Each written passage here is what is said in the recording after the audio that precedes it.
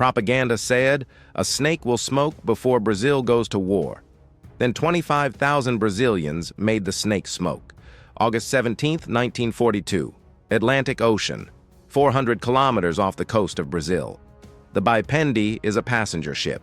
97 passengers, 111 crew. It is sailing in Brazilian waters, flying the Brazilian flag, carrying Brazilian civilians.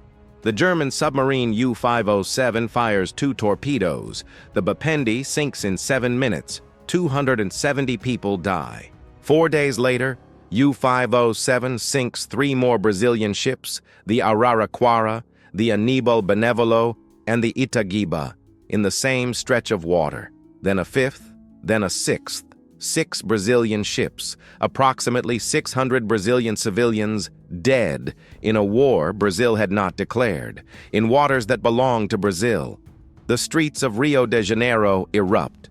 São Paulo, Porto Alegre. Citizens attack German and Italian businesses, windows shattered, storefronts burned, crowds in the streets demanding one thing: war. On August 22, 1942, Brazil declared war on Germany and Italy. The reaction in Berlin was dismissal, in Rome, mockery, and across Brazil itself, even among many who supported the declaration, a question nobody could quite answer. How? Brazil had no modern army, no combat experience as a formation, officers trained on manuals that hadn't been updated since the First World War. Soldiers who had never left their home states, no tanks that worked, no winter equipment, no experience in mountain warfare, no experience in any warfare. Brazil going to war with Germany wasn't brave. It was ridiculous. The skeptics had a phrase for it. É mais fácil uma cobra fumar do que o Brasil entrar na guerra. It's easier for a snake to smoke than for Brazil to go to war. A snake smoking. Something impossible in nature. Something that doesn't happen. They were right about one thing. What Brazil was about to attempt had never been done before. What nobody was counting on was what happened next. In August 1943, after a year of intense negotiations with Washington, Brazil and the United States signed an agreement. The Americans would provide everything: weapons, equipment, training, logistics, transportation. Brazil would provide one thing the Americans couldn't manufacture: men. 25,134 of them. They came from every corner of a continental country: the sertão of the Northeast, the Amazon basin, the coffee farms of São Paulo, the cattle ranches of Rio Grande do Sul. Most had never left their home states. Many had never seen a machine gun. A few had never worn shoes. The Brazilian army's job was to turn them into soldiers capable of fighting in the mountains of northern Italy, in winter, against the most experienced defensive force in the world, alongside American and British armies that had been at war for years. The training lasted 8 months. American advisors taught Brazilian officers and NCOs U.S. Army tactics from scratch. Brazilian recruits learned to fire American weapons, operate American radios, navigate American maps. They drilled in heat while preparing for cold. They practiced mountain warfare in terrain nothing like the mountains they would fight in. It was not enough time. Everyone knew it wasn't enough time. On July 1st, 1944, the first 5,800 Brazilian soldiers boarded transport ships in Rio de Janeiro. Somebody, accounts vary on exactly who, had made a patch, a coiled snake, a lit pipe in its mouth, smoke rising from the bowl. The skeptics had said a smoking snake was more likely than Brazil going to war. The soldiers wore the impossible thing on their shoulders as they sailed away. Here is what they were sailing toward. By the summer of 1944, the Italian campaign had been grinding for 11 months, with nothing to show for it but a map that barely moved and casualty lists that never stopped. The Gothic Line, the German defensive belt built across the spine of the Apennines, had absorbed 2 major Allied offensives without breaking.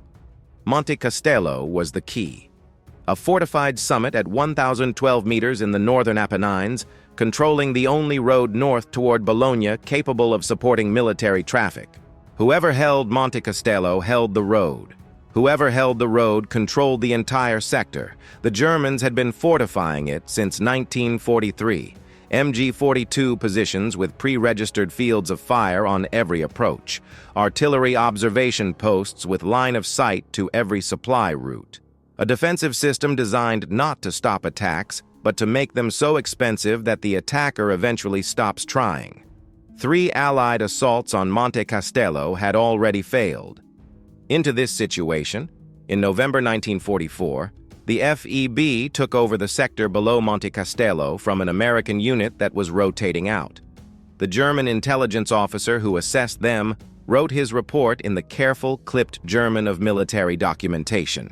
His conclusion: limited offensive capability, poor unit cohesion under sustained fire, second-line formation unsuitable for major offensive operations. He had fought the Americans, the British, the French. He had never fought Brazilians. He didn't know what was coming. Subscribe if this is the first time you're hearing this story, because what the FEB built in those mountains over the following 3 months, before they ever took Monte Castello, is the part nobody teaches.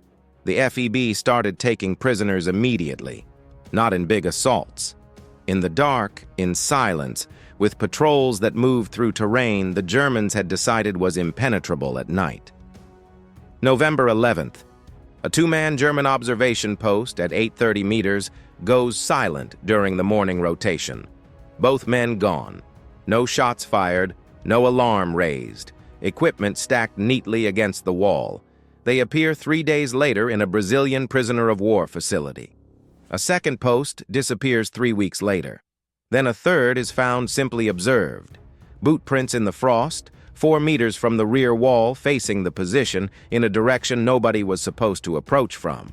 By December, captured German soldiers were saying the same thing to every American interrogator who processed them. They don't fight the way soldiers fight. They hunt. The German intelligence officer filed a new report in March 1945. He had been revising his assessment of the FEB since February. His new language was careful, unusual for its genre.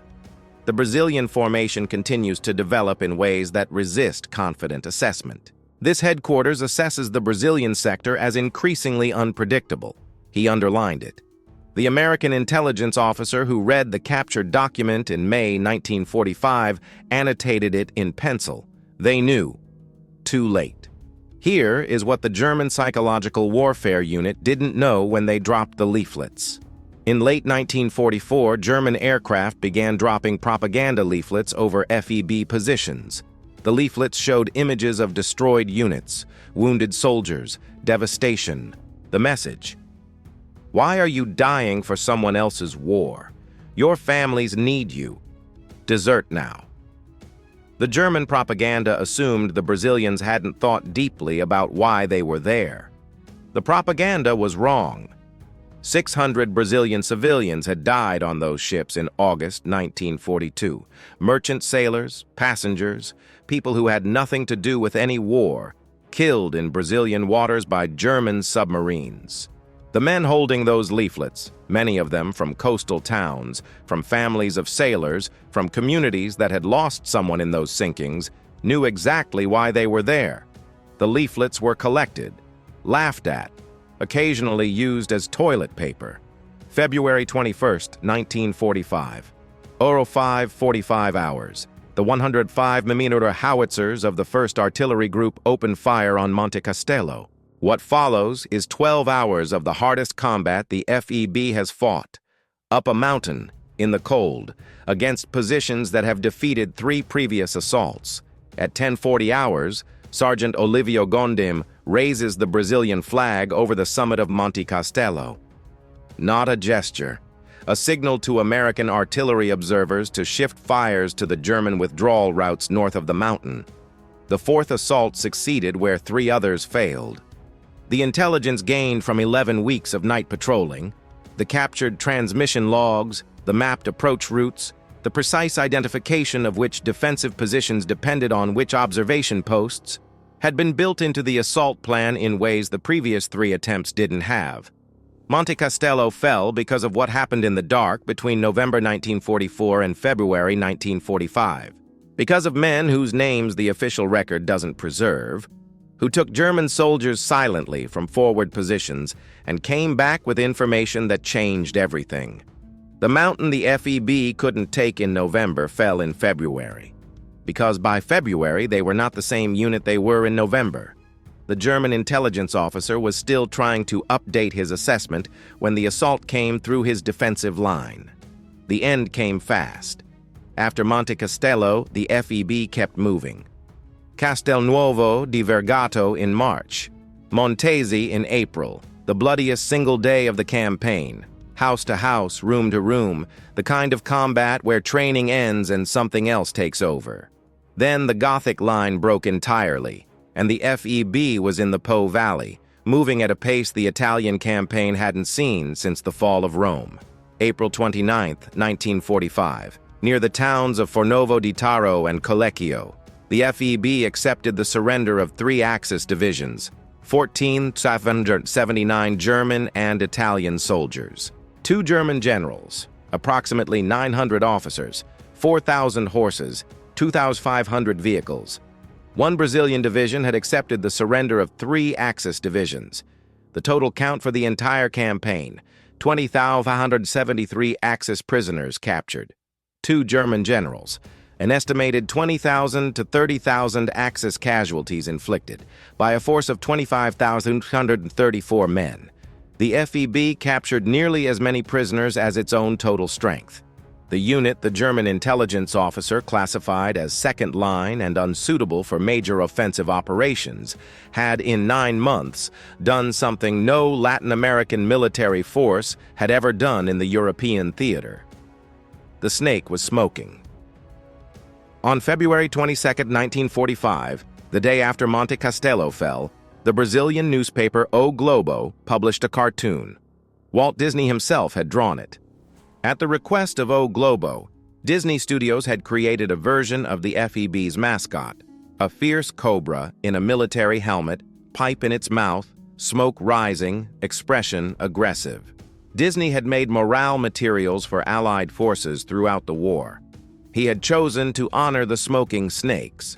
The cartoon spread, posters, newspapers, eventually to Italy, where FEB soldiers saw it and understood what it meant. The country that had been mocked for going to war at all had been recognized by the most famous American artist alive. The snake was smoking. The world had noticed. Here is what happened when they came home. May through August 1945. The FEB was repatriated in phases, parades in Rio de Janeiro, São Paulo, cities across Brazil, heroes, for about 6 weeks. Then the Brazilian Army High Command, the generals who had stayed home, who had not gone to Italy, who had not learned what the FEB learned, made a decision. The FEB's combat experience would not be integrated into the broader army. Veterans were discharged. Officers who had commanded in combat were assigned to remote garrisons. The institutional knowledge the FEB had gained, the only Latin American combat experience in the European theater, was deliberately not preserved. The reason was simple and ugly. The officers who had stayed home feared competition from men who had actually fought. Senior generals worried that FEB veterans would dominate promotions, command positions, institutional influence. To prevent this, they scattered them, marginalized them, and suppressed their legacy. Employment was difficult. Many veterans had been conscripted at ages when they should have been learning trades. They came back to find their jobs gone, their savings depleted, an economy that didn't know what to do with them. Some became destitute. The men who had captured 20,573 prisoners were struggling to feed their families, and the schools stopped teaching it. Textbooks mentioned the FEB briefly or not at all. An entire generation of Brazilians grew up unaware that their country had fought in World War II. The snake that had smoked was quietly put back in its box. It took decades. Veterans associations, historians in archives, filmmakers, researchers who went to Washington and found captured German documents in German in facilities no one had thought to look in, and brought them back and translated them and showed what they said. Die verfluchten Schlangen, the cursed snakes. 14 times in German military records across November 1944 to February 1945, a phrase spread through the 232nd Infantry Division's forward units, not coined by one soldier, not ordered by any officer, but generated organically by men who needed language for something their existing vocabulary couldn't describe. The FEB's own records didn't fully capture what the German records confirmed. It took a Brazilian military historian named Denison de Oliveira in 2003 going to the National Archives in Washington with a reading knowledge of German and enough FEB operational knowledge to connect the two sides of the line to finally assemble the complete picture. He published it in Portuguese in 2005. The book was never translated into English. Brazil was the only Latin American country to send combat troops to Europe in World War II. The only one. 25,334 men crossed an ocean to fight in mountains they had never seen, in cold they had never experienced, alongside armies that had been at war for years, against a defensive system that had already broken multiple Allied offensives. They were mocked before they left. They were forgotten when they came back. In between, they made the impossible thing happen. The phrase that was meant to describe an absurdity, a snake smoking, became the identity of the only Latin American force to fight in the European theater of the Second World War. It became the symbol on the shoulder patch worn by men who went to Italy when they didn't have to, who crossed the Atlantic because 600 of their countrymen had died in Brazilian waters and someone had to answer for it. It became the phrase that survived everything the Brazilian military establishment tried to do to erase it. The snake was harder to kill than the generals expected. É mais fácil uma cobra fumar do que o Brasil entrar na guerra. It's easier for a snake to smoke than for Brazil to go to war. They went to war. They made the snake smoke. And 60 years later, in German military archives in Washington, the proof was waiting for someone to find it. Subscribe. There are more stories inside those archives, more names the official record forgot to preserve. More moments where 25,334 men from the Cerrado and the Amazon and the coffee farms of São Paulo did something the skeptics said was impossible. The snake is still smoking. We are still finding out how.